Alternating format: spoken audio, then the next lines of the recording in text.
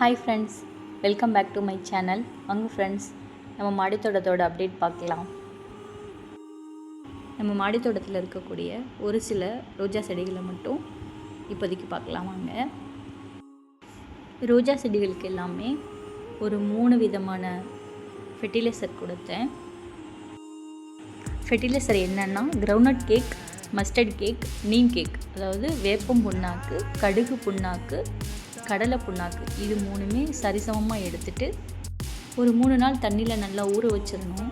ஊற வச்சதுக்கப்புறம் ஒரு பேட் ஸ்மெல்லு வரும். அதிலிருந்து அப்படியே புளிப்புத்தன்மை, அந்த பேட் ஸ்மெல்லு எல்லாம் அதில் அப்படியே நல்லா ஊறி இருக்கும். அதுக்கப்புறம் எடுத்து செடிகளோட வேர்களுக்கு ஒரு கப் அளவு கொடுக்கணும். கொடுத்துட்டு எப்போதும் போல் நீங்கள் செடிகளுக்கு தண்ணி பிடிச்சி விட்டுடலாம். அதுக்கப்புறம் 1 வீக் கழித்து செடிங்க எப்படி தளைஞ்சிருக்காங்க, எப்படி முட்டு வச்சுருக்காங்க பாருங்கள். 1 or 2 வீக்ஸ்லேயே எப்படி தளைஞ்சிருக்காங்க பாருங்கள். அந்த ரெட் தளிர்கள்லாம் அதுக்கப்புறம் வந்தது எல்லாமே முட்டை வச்சுருக்கு. இன்னும் 1 வீக்கில் எல்லாமே பூ பூத்துரும். கண்டிப்பாக நெக்ஸ்ட் வீடியோவில் நான் எல்லாத்தையும் ஷோ பண்ணுறேன்.